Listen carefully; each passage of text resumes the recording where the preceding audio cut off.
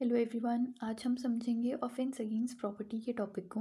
और इस वीडियो में हम बेसिकली पूरे चैप्टर का एक ओवरव्यू लेंगे। उसके साथ साथ थेफ्ट, एक्सटॉर्शन, रॉबरी और डकॉइटी को समझेंगे। देखिए, चैप्टर 17 को हमने 10 पार्ट्स में डिवाइड कर रखा है, अलग अलग टॉपिक वाइज। इसमें थेफ्ट है, एक्सटॉर्शन है, रॉबरी एंड डकॉइटी है, criminal misappropriation of property, criminal breach of trust है, फिर receiving stolen property, cheating, fraudulent deed of disposition of property, mischief और क्रिमिनल ट्रेसपास है। अब यहाँ पे थेफ्ट जो है सेक्शन 303 से 307 से पे डील करता है। 308 एक्सटॉर्शन है, 309 से 313 रॉबरी और डकॉइटी। हमारे आज के लेक्चर का ऑब्जेक्टिव है कि हम इन 4 टॉपिक्स को समझेंगे। देखिए, सबसे पहले हम थेफ्ट से शुरू करेंगे। सेक्शन 303 जो है बीएनएस का, वो थेफ्ट से डील करता है। और 378 आईपीसी का थेफ्ट से डील करता था। अब थेफ्ट होता क्या है? हम लेमन लैंग्वेज में भी अक्सर कहते रहते हैं थेफ्ट हो गई, चोरी हो गई। पर चोरी होती क्या है? तो देखिए, जब कोई डिसऑनेस्ट इंटेंशन से किसी मूवेबल प्रॉपर्टी को किसी दूसरे इंसान के पोजीशन से लेके जाता है बिना उसकी इजाज़त के, बिना कंसेंट के, तो उसे हम थेफ्ट कहते हैं। मान लीजिए ये एक्स है और ये वाई है, तो वाई जाके एक्स की वॉच बिना एक्स से पूछे इनके पोजीशन से लेके जाते हैं, तो ये थेफ्ट हो गया है। अब हम इन तीनों टॉपिक्स को थेफ्ट के साथ इसलिए पढ़ते हैं क्योंकि इनमें थोड़ा थोड़ा डिफरेंस है, बाकी चीज़ वही है। थेफ्ट में कुछ एलिमेंट जुड़ेंगे तो वो एक्सटॉर्शन बनेगा, फिर थेफ्ट और एक्सटॉर्शन के कुछ एलिमेंट जुड़ेंगे तो वो रॉबरी बनेगा, और डकॉइटी जो है वो एक तरीके की रॉबरी ही होती है।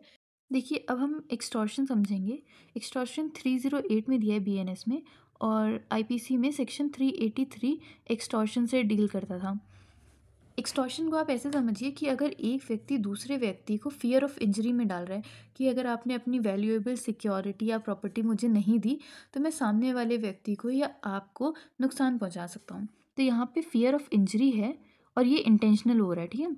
तो यहाँ पे जो फियर ऑफ इंजरी है वो आपको हो सकती है, किसी और व्यक्ति को हो सकती है, और ये फियर ऑफ इंजरी दे करके डिसऑनेस्टली इंड्यूस कर रहा है कि आप अपनी प्रॉपर्टी या वैल्यूएबल सिक्योरिटी दे दीजिए। तो इसे हम एक्सटॉर्शन कहते हैं। देखिए, जब आप कोई भी क्वेश्चन या इलस्ट्रेशन के फॉर्मेट में आता है तो आप सारे चेक बॉक्स मेथड से क्वेश्चन को सॉल्व करने की कोशिश करिए। अभी जो राजस्थान का पेपर हुआ था उसमें उन्होंने ऐसी इलस्ट्रेशन दिए थे, और एआईबी के पेपर में भी इलस्ट्रेशन आए थे, और उसके बेसिस पे उन्होंने क्वेश्चन सॉल्व करवाए थे। तो वैसे ही अगर हम एक इलस्ट्रेशन लेके एक्सटॉर्शन को समझें कि ये एक्स हैं, ये वाई हैं, और वाई एक्स से कहते हैं कि आप मुझे 10 करोड़ रुपए दीजिए, वरना मैं आपके खिलाफ न्यूज़पेपर में गलत बातें छाप दूंगा। तो यहाँ पे जो 10 करोड़ रुपए हैं, ये एक वैल्यूएबल सिक्योरिटी हो गई या प्रॉपर्टी हो गई, है ना।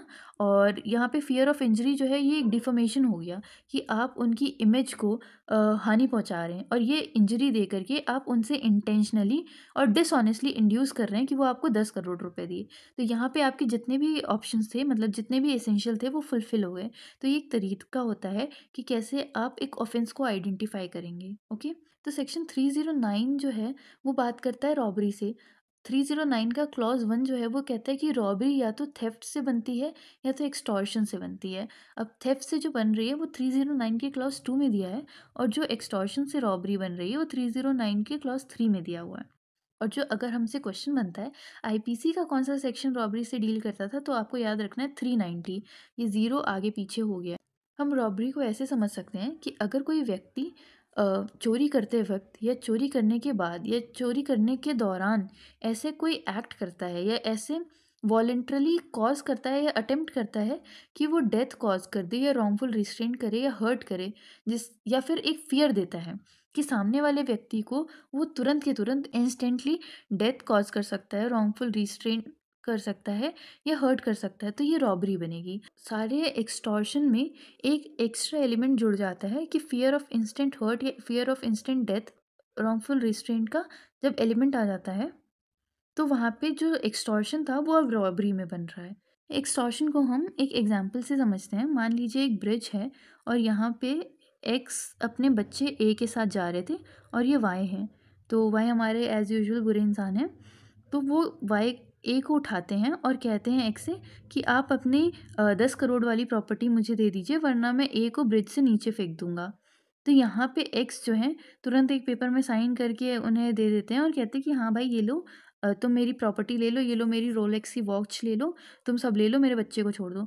तो यहाँ पे क्या हुआ, इन्होंने डिसऑनेस्टली इंड्यूस किया, उनसे प्रॉपर्टी, वैल्यूएबल सिक्योरिटी, उनकी वॉच ले ली, 10 करोड़ रुपए के लिए साइन करवा लिया, और फ़ियर ऑफ इंजरी बच्चे के लिए दी, है ना, कि वो इसको ब्रिज से नीचे फेंक देंगे। और यहाँ पे सब कुछ डिसऑनेस्ट इंटेंशन से हुआ। और यहाँ पे जो दूसरा एलिमेंट क्या है, इंस्टेंट फ़ियर है। फ़ियर किस चीज़ का है? डेथ का, हर्ट का, और रॉन्गफुल रिस्ट्रेंट भी है। तो आशा करती हूँ ये चीज़ आप यहाँ पे समझ चुके होंगे।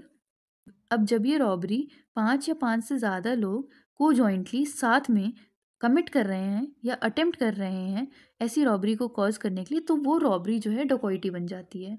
आशा करती हूँ ये लेक्चर आपको पूरा समझ में आ गया होगा।